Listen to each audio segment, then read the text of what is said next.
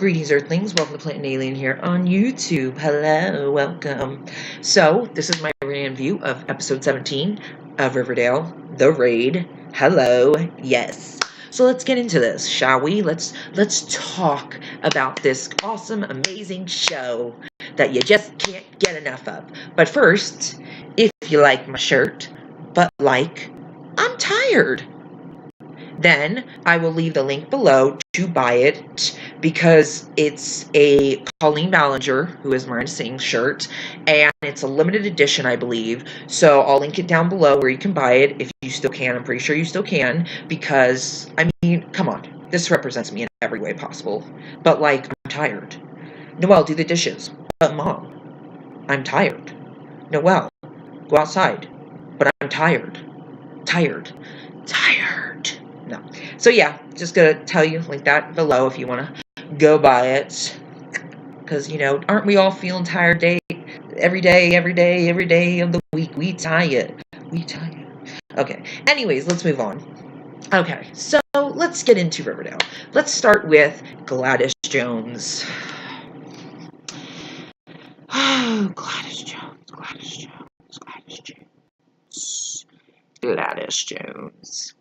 This bitch.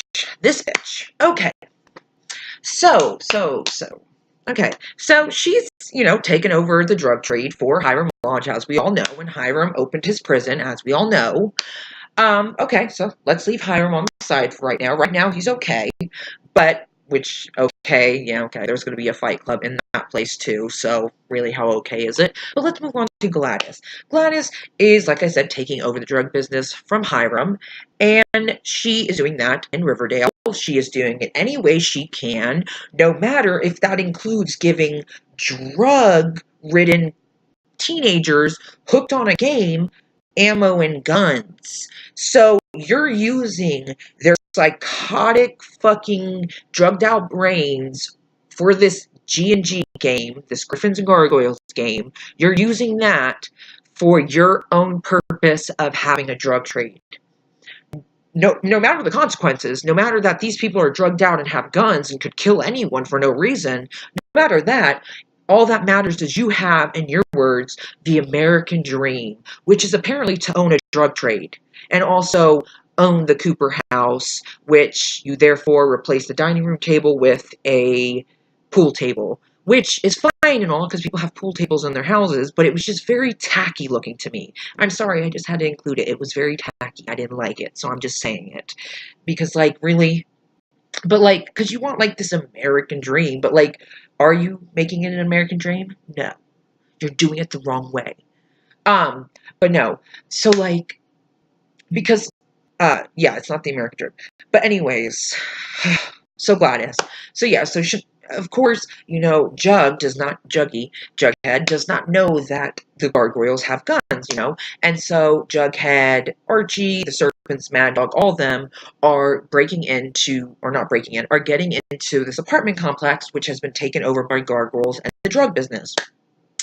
And, of course, Jughead comes upon a gargoyle who just so happens to have a fucking gun. Could he have got shot? Very much so, multiple times. Thankfully, he did not. If this was real life, he would have got shot most likely, and he would have been dead. And his mom would have been like, well, he shouldn't have gotten in the way of my business, But anyways, so he's getting shot at, but then Archie saves him, which, yes, romance. I like Mad Dog and Archie, but Archie and Jughead for the win, I'm sorry. It beats out even Betty and Veronica. But, yeah. So, Archie saves Jughead, which then, in return, Jughead saves Archie, which thank the fucking God, because, hello, there's fucking a gun pointed at you. Like, you gotta be aware of your surroundings. You don't know where anyone is, but he did see a shadow, so, like, who's to think, oh, someone's in the closet when I just saw a shadow this way?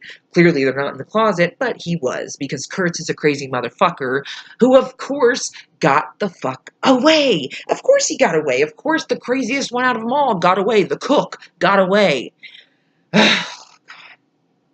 It just drives me nuts that Gladys, I could just see Gladys, like, it's like, dude, this is your son. I know you haven't cared about your son. I know you haven't given a shit about your son or anything. until all of a sudden now, because you just want to start this drug trade and have your American dream and have a nice house and have money and, just get everything you think you deserve, which you don't deserve. Maybe work hard for what you should deserve instead of doing shady, reckless, dangerous, illegal shit. Which, when Cheryl was like, I'm not going to spy anymore, not to mention it's illegal, I'm like, bitch, isn't it illegal to fucking help kill your dad? Isn't it illegal to have a drug business? Isn't it illegal to burn down your childhood home? Like, hello. Like, how many illegal things isn't it illegal to fucking burglarize homes like you did with Tony? I'm sorry, how many illegal things have you done, Cheryl? But yes, at this point, she's already long gone. Because, of course, yummy, yummy snack Edgar, which he is, of course, but I'm looking past that and I'm seeing him for who he is, and I don't trust him one little bit. That little charming, he's a great listener. I don't give a fuck if he's a great listener, okay? Please. And if he was to listen to me, I'd tell him a bunch of fucking lies just to gain his trust so then I could get the truth, which he's a lot smarter than that. But anyways, yeah, so of course Cheryl's completely now for the farm because, she saw her brother, the one who's dead, who's been dead since season 1, who's like completely gone, dead, never coming back, unless you dream about him. Well, somehow, because Edgar, of course, could kind of tell that Cheryl was maybe doing a little investigating for maybe someone or for herself. So he's like, I'm going to show you something illuminating, which to me already is like, well, what the fuck does that mean? So of course, they go by this room, and she's like, I thought this was a broom closet. And automatically, I think of room 317, where Betty was like, what's in that room? And Kevin's like, it's just a janitor's closet. And I'm like, yeah, right. Okay, shut the fuck up, Kevin. Like, I don't believe that shit. I knew Betty was going to break into it, because, like, I would. Janitor's closet. Okay. Sure. And it was locked. Yeah, sure. But, so yeah, you heard that, and then she goes into a different room, and this is when all the technology just cuts out, so Betty can't hear anything. And in this room, Edgar somehow shows Cheryl her dead brother. She talks to her dead brother. She sees her dead brother. He is there in the flesh, her dead brother. Looking normal, I'm guessing.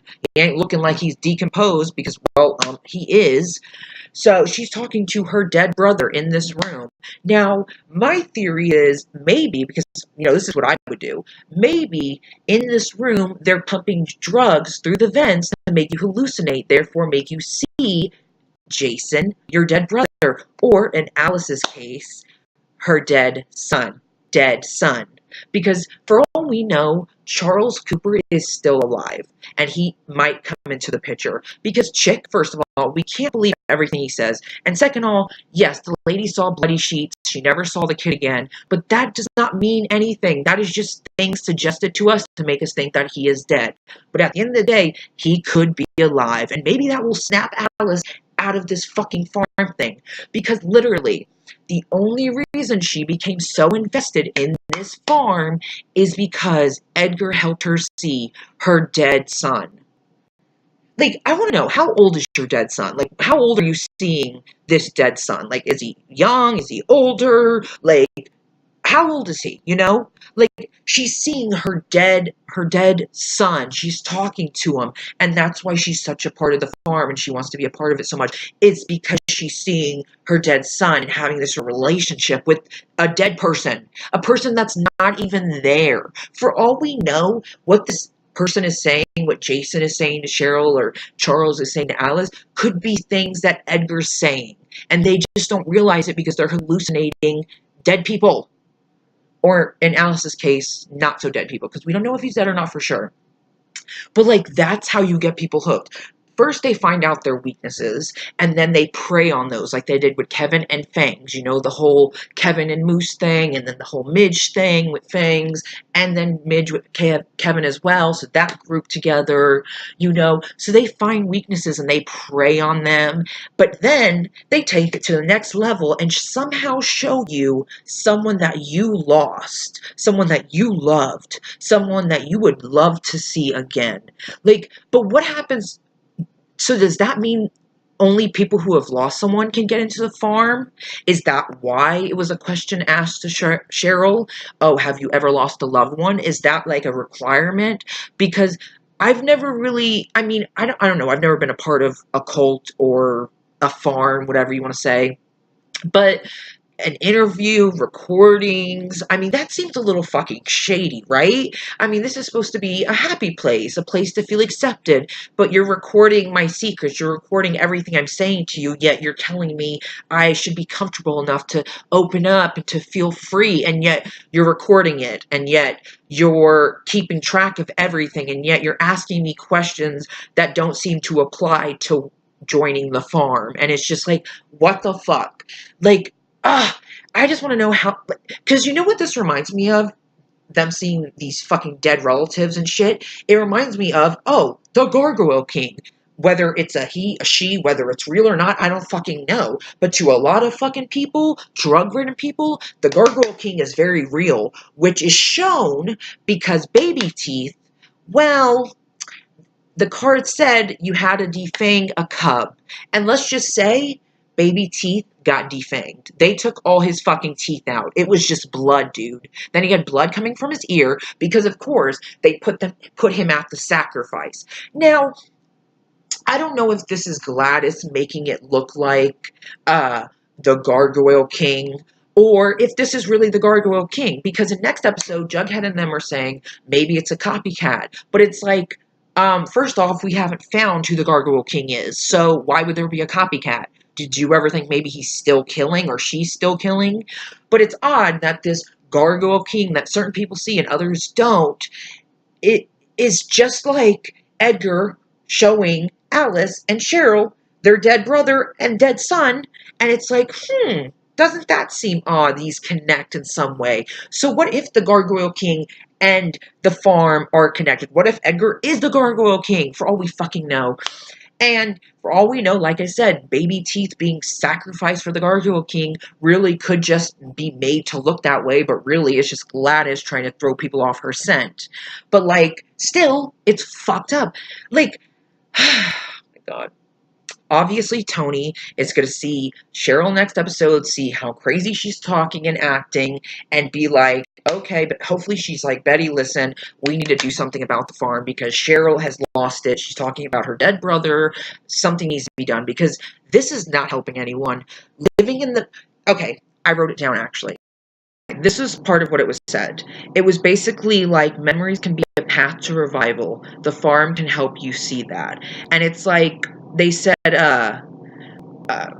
so basically whenever she drowned in Sweetwater River, you know, Cheryl, she was basically already baptized, and then the fire at her home, she was reborn in fire.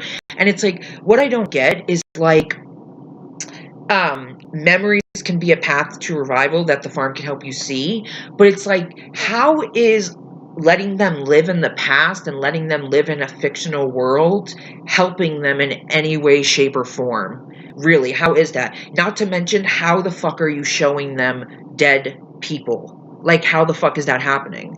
Like, really? And how are these dead people talking? Like, what exactly are you doing? There is something going on here so much more sinister. But at the end of the day, what is the end game of the farm? What do they really want? They want, of course, more members. They just want those members. But also, at the end of the day, what more do they want? What is their end goal? Clearly, they have an end goal. I will say I love when Evelyn came in and she was like, oh, can I hang these up? We're having an open house at the farm. And of course Veronica's like, yeah, sure, go ahead, Evelyn. And then she looked at Betty and she was like, oh, don't worry, I'll go with you, because she already knows, you know, hashtag besties. She already knows Betty wants to go, so she's like, girl, I'm going with you. And she goes, you know, which when Betty and Veronica and all them were walking and Kevin was giving them the tour and they had those two teenagers painting on the wall to unleash their creativity or whatever the fuck, why is it that everyone's wearing white, they're all in a circle holding hands? That's fucking weird. I'm sorry, I understand the farm, be with one, one with... Oh wait, actually, that was said. You know what? That was actually said. Oh yeah, this is what Cheryl said. May the one become many and the many become one. And it's like, may the one become many and the many one. Like, what the fuck? May the one become many. Many what? Many personalities, many different people, many different masks. Like, it's so weird. And then they say the greater the sacrifice, the greater the bounty. And it's like, but what sacrifice? What bounty? Why do we need to sacrifice anything? Why do we need this bounty? Like, why not just say you're a fucking church if you're going to be speaking God-like, if you want to call it that? Like, come on. Like, it's such shady shit. The things they say, our love is God's love. Our love is God's love. Like, it's just fucking weird. I'm sorry. They wear all white all the fucking time. They're in circles holding hands. They have fucking 3D glasses on. They're fucking talking weird shit. It's fucking weird. I mean, how is no one seeing this? But of course, when you have something, see, you know what it is? The farm, for a lot of people, has what they want. Like, they know exactly what this person needs, and they have it, and they know how to use it to get them into the farm. And that is what the downfall is. But hopefully, Tony will see Cheryl, and therefore want to work with Betty to end this once and for all. Because something greater is at work here. Something bigger is at work here. We have the Gargoyle King, we have Edgar Evanever, the farm, we have these gargoyles, we have the Fizzle Rocks. Maybe in some way, most of it is connected. Of course, you know, with the Fizzle Rocks and all that, that's Glass with her drug trade. But maybe she's not the only one supplying them. You don't know. And the whole game thing, she didn't start the game thing. She just happened to get these people who are immersed in this game into her business as well. And it's like, what exactly is this game, and why is it when you take Fizzle Rocks do you see this Gargoyle King? What is this about? What is it about Fizzle Rocks that makes you see the Gargoyle King? You don't see anything else. You see just the Gargoyle King, and it's like, what is it about this drug that makes you only see him?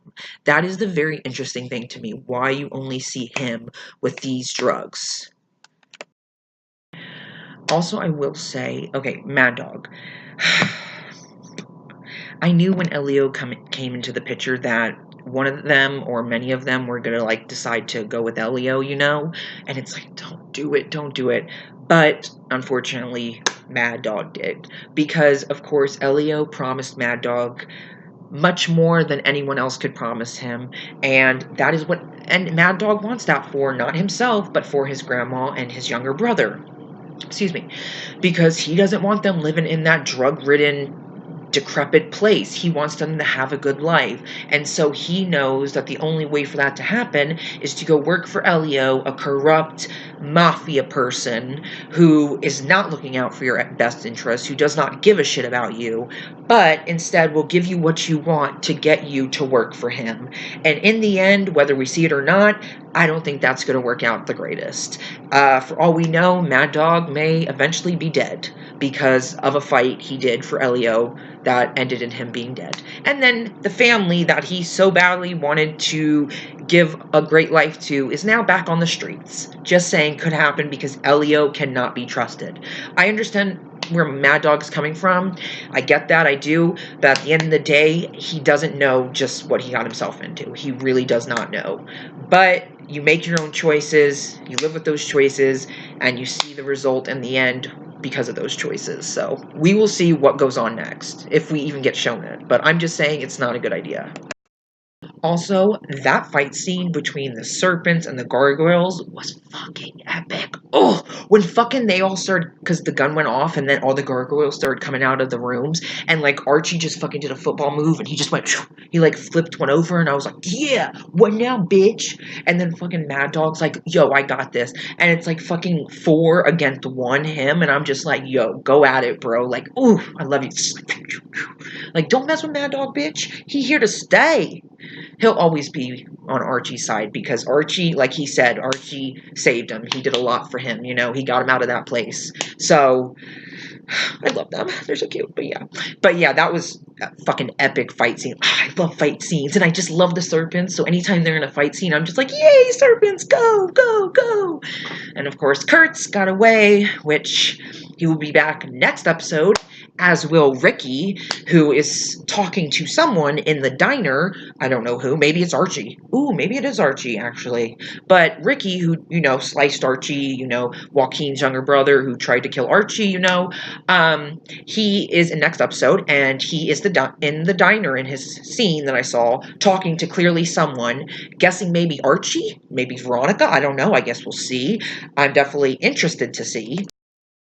Okay, so if I know how, okay, so Gladys was like, because Jughead wants to tell FP, which is totally understandable, because when he finds out, and he finds out that you knew all along, Jughead, it's gonna hurt him so bad. Like, it's really gonna destroy him, I think. But also at the same time, letting Gladys back into his life, letting Jellybean back into his life, and then this happening is also going to destroy him. Hopefully the writers don't have him fall back into a hole, because at the end of the day, he still has Jughead, and at the end of the day, Jughead did what he had to do to end this with or without FP's help, because he doesn't want to involve him if he doesn't have to.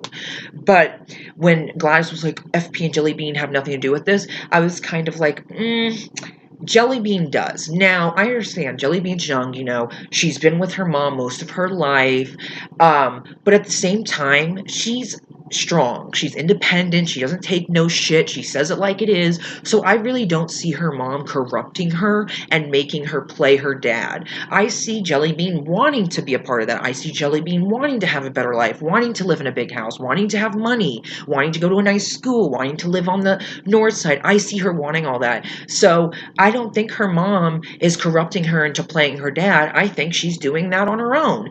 Whether she's doing it because she knows because of the drug business, or whether she's doing it just because she wants a better life, or whether she's doing it because her mom told her, because her mom has something in the works, but she doesn't know what exactly it is, doesn't matter. I still feel like Jellybean does have her hand in this in some way, whether she knows what her mom is up to or not. She's still involved in this. She still is.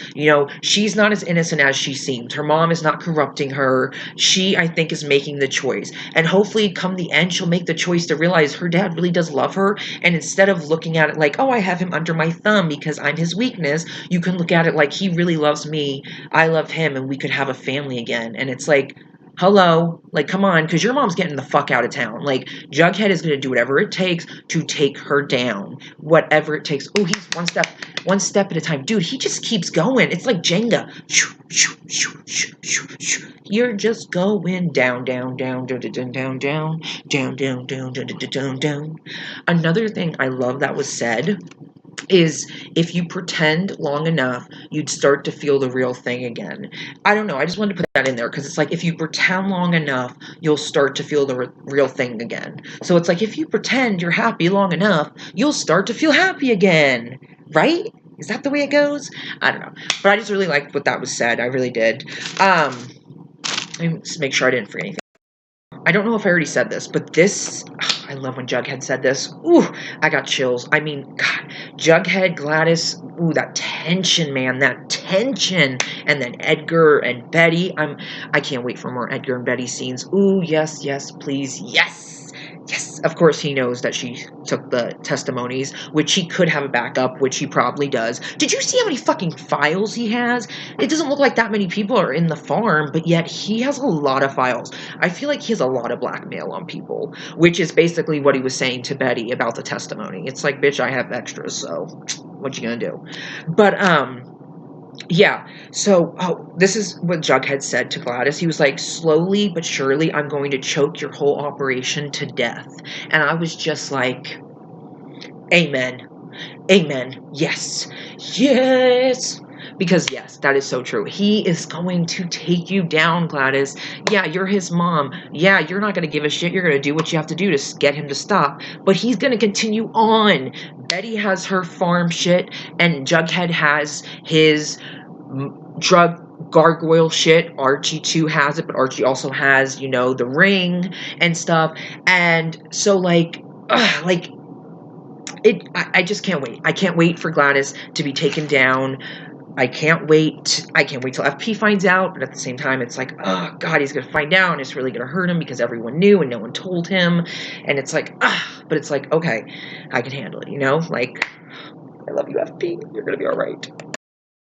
Okay, I will say it was really smart of Veronica. Now, when Hermione got sent those dead fish, I really did think like someone sent them to her, and I was like, oh, that basically means, because mafia stuff, that basically means you're dead. You're dead. Cold as a fish. Dead. You're just dead. And I did not even think that Veronica sent it to him, because Veronica, she first off doesn't want her parents to get divorced, which they don't. They get annulled, so at least that's a little better, but still, that's not what Veronica wanted. But Veronica doesn't want her parents divorced, but she also really wants her mom to still be protected by her dad. And if they get divorced, or if her dad isn't showing support for the mom, then it's going to show their enemies that the mom has no one, and she's up for the taking. She's up for taking down. And so she really wants her mom to have the protection of Hiram, and so she did the dead fish thing. Hiram, of course, figured it out, which just goes to show you they're alike a lot more than I think anyways. They're alike. I mean, of course, she's not as bad of a person as him and would go as far as he would go, but they are alike in a lot of different ways, especially when it comes to how they deal with situations, how they think and stuff. Like, of course, he knew she did the dead fish thing, but he still knew why she did it, which is that she wants her mom to be protected, and she needs Hiram. She needs her dad for that, for her mom to be protected. And so at the end of the day, he, instead of getting divorced, they got annulled so that no one knows, that they are still married everywhere else except the church, and that she is, as far as anyone knows, under the protection of Hiram. And that is what Veronica wanted. But also at the same time, Veronica's like, I also wanted my family together, and it sucks because no matter what Hiram or Hermione has done to Veronica or to anyone around her, she loves them, and they are her family at the end of the day. And it was funny because when she was bringing up, like, oh, how many times did you try and murder my boyfriend Archie and all this stuff? And I'm like, let's rephrase that. How many times did you try and murder a 17-year-old boy for no reason? That's how you should have said it. Okay? A 17-year-old boy for no reason. Okay? That's how you should have said it. Just saying, that's how I would have said it. Another thing, because Edgar said about the recordings, because Cheryl asked, she was like, why do you, record interviews and stuff like that? And he was like, members like to refer back to them time to time to track their growth. And it's like, okay. I don't know. I mean, I guess that makes sense, but at the same time, it's like, what growth? These questions you were asking and these things you're showing people, it's like, what growth? You're literally having them live in the past. I mean, Cheryl's living in the past by talking and seeing her dead brother. Alice is living in the past by talking and seeing her possibly dead son, Okay, people are living in the past on the farm, Their mind is fucking warped, Oh, they want to look on their growth. There is no growth. It's a fucking cult. You literally are just all following Edgar, but at the same time thinking, I am evolving as a person. I am making a difference. But you're not. Oh, God, it gets me. It just fucking gets me. Okay, another thing is, next episode, which isn't until April 17th, they're because, baby Teeth was, sacrificed. Basically, he was found with all his teeth gone. He was sacrificed. Whether that was actually the Gargoyle King sacrifice, or that was Gladys making it look like it was a Gargoyle King sacrifice, I don't know. If it was the real thing or not, I don't know. But all I do know is all his teeth were fucking gone. He definitely had the marks in his back. He had the bleeding from his ear. He had the whole sacrifice set up. So I don't know if that was the Gargoyle or if that was Gladys.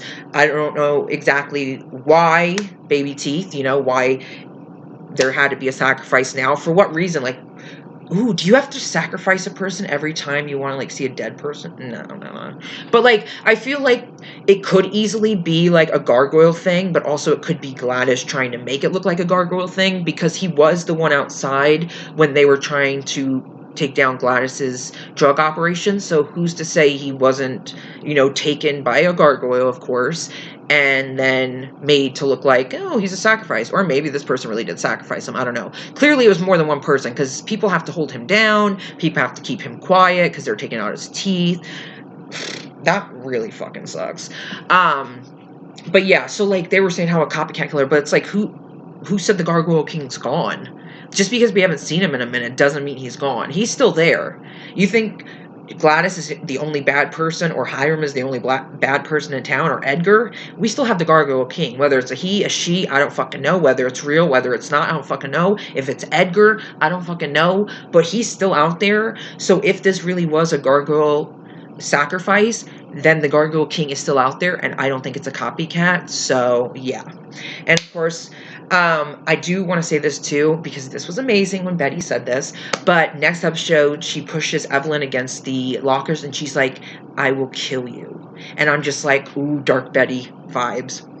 Because we all remember in season 1 when Cheryl's like, get out of my house now before I kill you. And it's like, oh, chills. Like, dude, do not fucking mess with Betty Cooper, okay? Do not fucking mess with her. Okay, yes, Edgar, you knew that she took the tapes. Boo fucking who. That's such a surprise. Woo, woo, woo. But at the end of the day, she still got in there. She still took them. So, 1 point for her, okay? She still took them at the end of the day. So you're not that great, and you're not that, have everything guarded, which is another thing. Okay, so the farm used to be on a farm, but now it's in the Sisters of Quiet Mercy, because that's where their open house was, and it's like, what the fuck? What the fuck is with the Sisters of Quiet Mercy? Literally, nuns died there.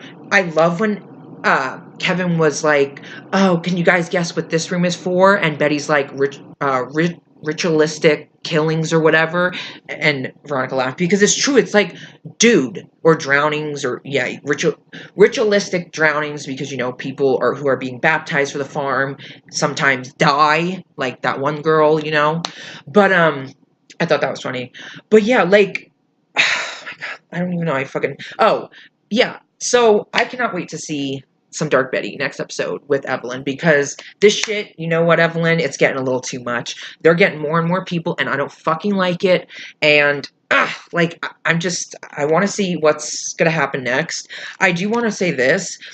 Now, I was listening to the voice, and it sounded like Tony was saying it. So here again, I am saying, I hope Tony and Betty work together to take down the farm/cult, because now that Tony will see that Cheryl is cuckoo for cocoa nuts, or whatever you want to say. But basically, you're a daughter who wants her mother back no matter what happens. And that's basically Tony saying that, clearly to Betty. And it's like, see, she sees it, and maybe when Betty tells Tony more of what's going on, maybe then Tony will be like, holy fucking shit, this is crazy, like, what the hell? Like, there's so much more sinister things going on at work, like, and it's like another, like, I don't know, it's driving me nuts. But I will say, yeah, I did love this episode. This was a fucking awesome episode. I loved it. I definitely had a lot to say. There was definitely a lot going on. Of course, Edgar Evan was like really officially introduced. I mean, he was last episode, but like this episode, he was more so introduced. And of course, I love Chad Michael Murray. He's a yummy snack, a great listener, blah, blah, blah. But it's like, still, I don't care how yummy you are. I'm like a girl on a diet, and I'm staying away from you. Just saying, because I don't trust you, Edgar. Like, damn, I thought maybe since Chad McMurray is so charming, I'd be like, oh, Edgar. But no, I'm not Cheryl. I'm going to start calling him Eddie. Oh, Eddie. He's such a great listener, Eddie. Like, they literally do warp your mind. They bring you into a room, and you come out a different person. Like, I can't wait to figure out what exactly is going on and how everything's connected. Because there's a lot of things within these storylines connected in ways that we don't know. But I think if you put enough thought into them, you could find some connections. But other connections, you're like, it doesn't make sense. But at the same time, it might make sense. At the same time, it seems connected. It isn't connected. It might be connected. There are a lot of things that kind of coincide with each other, kind of match up, but then there's things that don't really make sense, and you're kind of left questioning what exactly is going on. So that is what I wanted to talk about this episode. Oh, one other thing I will say, it was cool that the gargoyles, the way they were dealing old school on street corners, and what they would be doing, instead of like throwing shoes up on the poles, they would throw gargoyle masks basically, which I thought was really fucking cool. But also at the same time, it's like, hello, how do you not know that, that's where drugs are being sold if you're a cop and you see that? But like, I thought that was really cool that they went like old school, because like, when Jughead took out that knife, ooh, I had some Penny Peabody vibes, and I was just like, I'm sorry, but him with the knife, I don't know, it's just sexy when he's threatening people.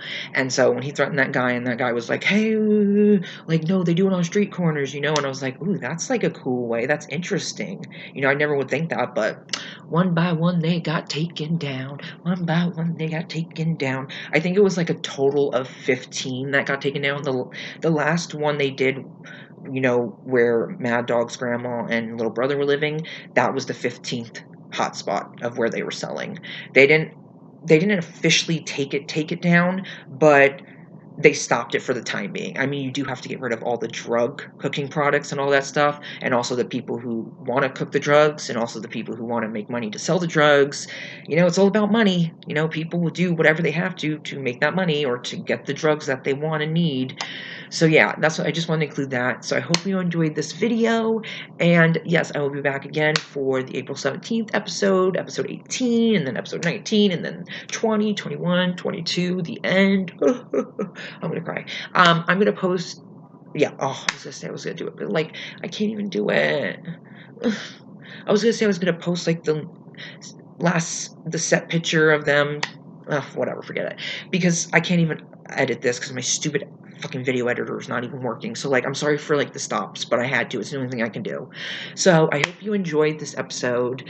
I hope you enjoyed this Ranview. Tell me your thoughts down below. I'll probably make more videos before April 17th because like there's still so much to talk about Riverdale.